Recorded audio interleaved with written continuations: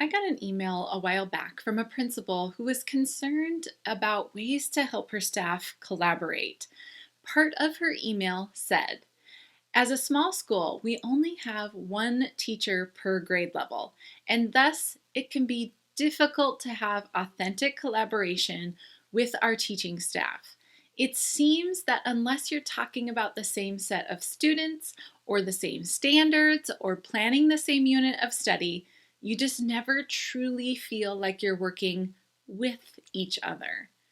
Now, I found this email interesting because it isn't just small schools that tend to have this trouble.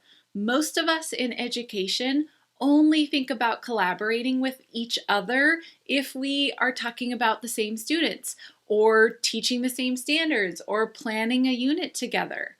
I'm Christina Tondevold, the Recovering Traditionalist. So today we're going to take a look at an often unused way to collaborate within your school: vertical PD meetings, in our quest to build our math minds so we can build the math minds of our kiddos. Now, vertical PD meetings are especially important if your school does not have a set curriculum that is consistently used throughout all of the grade levels. Some of you may not even have curriculum that you are told to use. So, I'm not a proponent of having fidelity to a textbook, but there are some benefits to that fidelity. Usually, we only collaborate with other teachers who are in our same grade level. And this is known as that horizontal collaboration. Everyone in the same grade level is getting together to talk about stuff. This is a powerful way to collaborate, but every district should also be making time for teachers of various grade levels to collaborate together. That's called vertical PD meetings. Now, during those vertical PD meetings, when every grade level is represented, there are certain things that you should be looking at. You notice I said vertical PD meetings, not vertical curriculum alignment meetings. There's a big difference. I do not want you spending all of your time in the meetings looking at alignment of your curriculum. That's not what I'm talking about. When I did vertical PD meetings with districts I used to work with, there were three main things that we looked at during these vertical meetings. So number one, you should be doing a vertical alignment of standards, not your curriculum. Vertical alignment of standards. This is where you are looking at the whole progression of standards throughout the grades. One quick activity that I've done before is actually cut out the standards and give them all the standards. Like, let's say it's all the standards for fluency, anything that mentions fluency. And then the teachers have to decide where, in what grade level those go. Helping them see where fluency happens and what the expectations are throughout the grade levels is very, very powerful. It also helps us feel a bit more responsible for the content that we are taking care of. So often we kind of get into things where we want to teach this certain unit because we've always taught it, but that may not be something that you're supposed to be teaching. It may not be you, it may be your curriculum. I have seen so many textbooks that have us teaching the standard algorithm for subtraction in second grade. When you look at the standards, the standard algorithm for subtraction is a fourth grade standard. Now, it's not to say you can't introduce it if you really feel like that's an important thing. I could debate that another time. But if you really feel like it's an important thing to introduce to second grade kiddos, it's helpful to know you're not responsible for the mastery of that algorithm. That's in fourth grade. So if the kids are still just building their place value understanding and building a sense of what subtraction is, that's okay in second grade. The algorithm comes in fourth grade. It allows you to let go of some things when you can see that it's coming in future grade levels. Okay, so this vertical alignment of standards is taking a look at that progression of the standards throughout all of the grade levels. So whatever grade levels you have at your school. I've worked with many that are kindergarten through 5th or kindergarten through 6th. That's typically what I've worked with. But whatever your grade level is at your school, that's what we need to be sitting down and looking at, that alignment of the standards. Okay, our second thing that I want you to be looking at during vertical meetings is vertical consistency. Now, there's consistency in a lot of things. There's consistency in the strategies that students are being exposed to what kinds of models we're exposing them to the vocabulary that we are using. This is one of the things that is very helpful when you have a set curriculum, because that curriculum uses the same strategies, the same models, the same vocabulary year after year after year. And so it is very important that we sit down and have these conversations, especially if you don't have a set curriculum. But I think it's also very important, even if you do have that curriculum, to have the conversations, because I know that when I first started doing things where I would have students solve problems any way that they wanted, and they would come up with these different strategies, I would name those strategies after the student who kind of created it. So I would have things that were called like Christina's strategy. Well, that's not really helpful for next year's teacher when they go in and they're talking about a strategy, and then the kid's like, oh, you mean Christina's strategy? And the teacher's like, what in the world is this? Okay. It is very helpful to have consistency in the terms you're using, vocabulary, what you're naming, strategies, just so that it creates that consistency for kids. Consistency really does pay off. Even if it's bad things, as long as there's consistency happening, it's helpful for our kids. But let's sit down, have conversations, and make sure that we are saying the correct things for our kids. If we're going to use different strategies, let's name them after the mathematics. We've got other videos where I talk about the different strategies and what kinds of names we could have for them, but that's an important piece, is having that consistency throughout. It's also helpful when we see those strategies, and let's say I'm a first grade teacher and I'm wanting to help kids build strategies for single digit addition stuff, like their basic facts. Sometimes we feel like maybe I shouldn't take that time to really build those strategies with kids, because I just need to get them to be able to memorize their facts. But it's really helpful if you can see how those strategies pay off in the long run.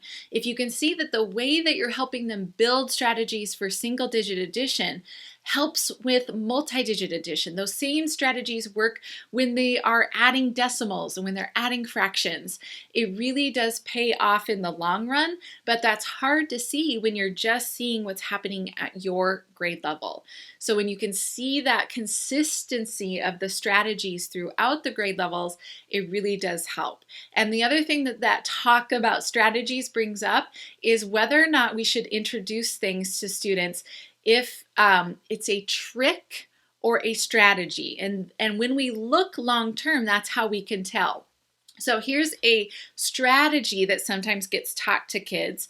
When you're multiplying by 10, just add a 0. So if I do 7 times 10, it's just 7, and you add a 0. That's a strategy we may be tempted to teach kids. But when you get into a vertical PD meeting and you are talking with 6th grade teachers about how when they are multiplying with decimals, you can't just add a 0. That doesn't work. It doesn't do anything to the number. It's about making the number 10 times larger. It's about moving it up in the place value chart. There's so much that goes into that when you have those discussions, it helps you see what is a real strategy. Strategy is something that works long term, no matter what kinds of numbers we're doing. But a trick is something that only works for right now and will not last students as they progress through the grade levels. And sometimes we only hear those things when we have the opportunity to sit down and have those discussions in those vertical PD meetings, so that you can chat with teachers above you and below you to see how it all works together. Okay, the third thing that I love to do during vertical PD meetings is to discuss the must-haves.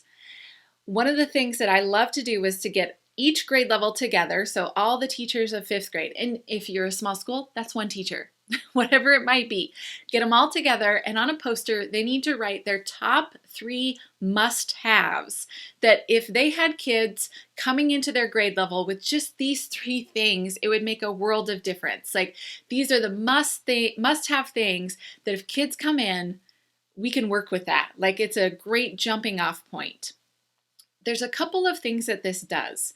It really does help that grade level teacher to think about what's really important. What is it that I need to make sure that my students have before I can do the other things at my grade level? But also, it helps you to really see if there's some consistency throughout. Almost every time that I've done this, there are 2 things that always pop up no matter what grade level it is: place value and fluency with their facts. So 2nd grade will say, it would be helpful, like, if the kids came in with some place value understanding and being fluent with some of their addition facts. Guess what 3rd grade says? Place value and fluency with addition facts, so that then we can attach that to understanding multiplication and division. And then guess what the 4th grade teacher is also saying? They're still struggling with their addition and subtraction facts, and they still don't understand place value. And so when you see that consistency over and over and over again, it really does spark conversations. It's not like we're doing it bad. Like, it's not to play the blame game. Like, let's just hand the blame down to the grade level before. But it's to have a discussion about what have we been doing and why isn't it sticking with these kiddos?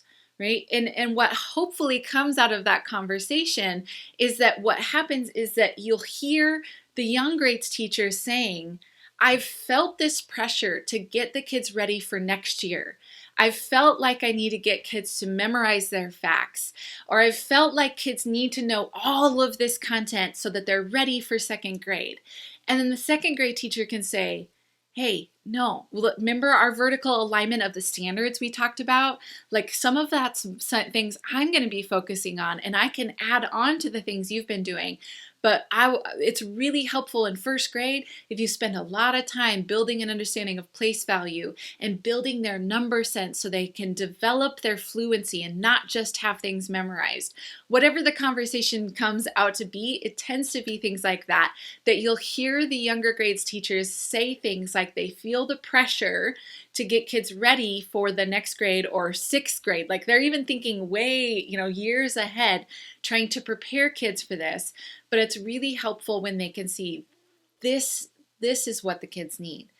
It's great if we can get to all the other stuff. Don't get me wrong. It's not like we spend the entire year focusing on just those things, but these are the key must-haves, and it relieves some of that pressure and allows them to see that these are really important things that I need to make sure kids have a solid foundation on, and the rest of it will start building that understanding, and the next grade levels will build on top of those things. So in schools, we are so used to only collaborating with our own grade level, but there is so much power in arranging that time for those vertical collaboration times so that you can ensure consistency and create a cohesive math experience throughout all the grade levels. This is especially true if you have a smaller staff or if you have a curriculum that isn't used throughout the entire school or isn't used consistently. All right, I hope that this video has helped you build your math mind so you can go build the math minds of your kiddos. Have a great day.